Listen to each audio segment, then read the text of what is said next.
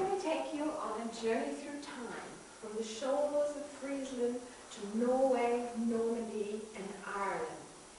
Reading Latin, French, and Greek, adding new words to new worlds. I'm going to take you on a journey through history to tell the story of our global language. 4,000 years ago, a movement of people began, traveling west from India, crossing Eurasia, and settling on a cold, wet island. But it was not these people, nor their language, which determined English's fate. In fact, they left us with few words with which to perpetuate. In the 5th century, Germanic tribes arrived like a fury from hell, divvying up the spoils of the departed Roman Empire, battling the Celts for over 100 years. In the end, it was they who made the language theirs. But Rome came back, this time with a cross instead of spears. The missionaries' alphabet unleashed on us an intellectual fire. Random signs and symbols suddenly gave us voices and stories, histories and philosophies, and pushed our imaginations ever higher. It was English's first, but not its last invader of thought. There lies a hidden power in words. They create visual maps in our minds, provide hope, leave memories behind. In emotions bought, they tell where fears are fought and lessons taught. In the 8th century, a destroyer gathered his ships and armies. The Viking warriors tore through the manuscripts, ripping out their jewels, and in multiple raids threatened to wipe out the languages of this age. It took a young king, Alfred the Great, to defeat the Danes. He intuitively understood guerrilla tactics are no good and set out to teach the English, sure that unified they would flourish. When Guthrum came again in 878, the Vikings were made to subjugate, but some of them stayed to indulge in trade, leaving us their names in towns, villages, and valleys. But most of all, they caused the great grammar shift. Word endings fell away, word order in disarray. Prepositions had come to play. Although Alfred's victory had saved the English, Harold's defeat almost annihilated it.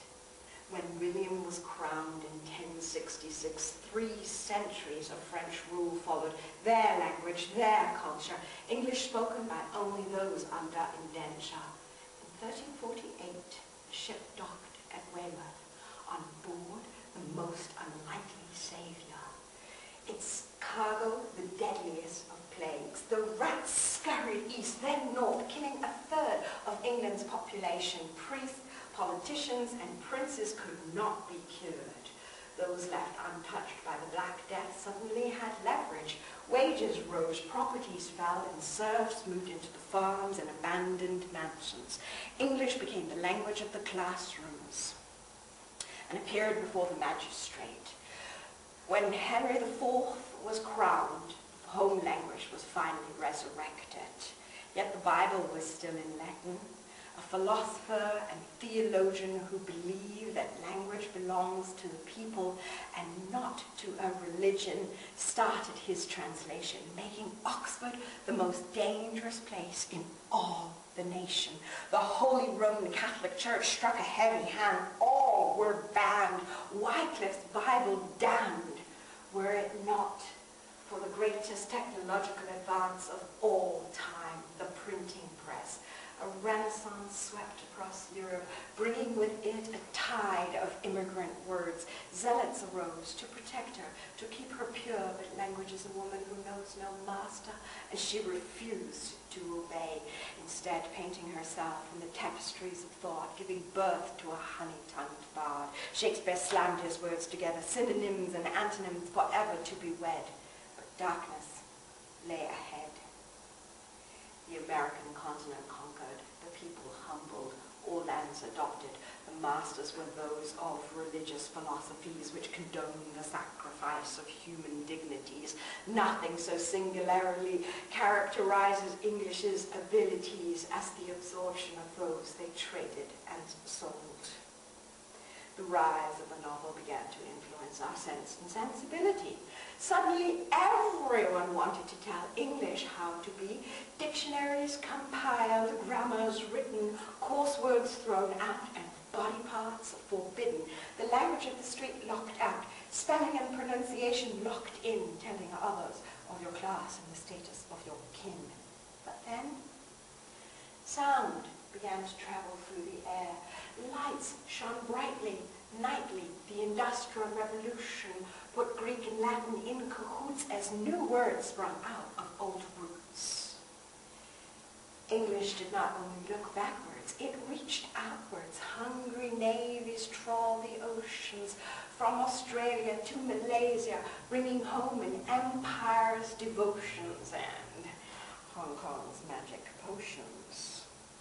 From colonization grew globalization. And now, today, just as in Alfred's time, we are united by common words recited through Hollywood, radio, and television. We are delighted, poetry reignited by men who create new words to fit their beats. The rappers are the Shakespeares of our streets. Today we text, we blog, we send out tweets, we surf on waves. So there are those who fear, who think English will disappear. But English is a survivor. She is a traveler, a trader, a writer, a poet. English is a warrior.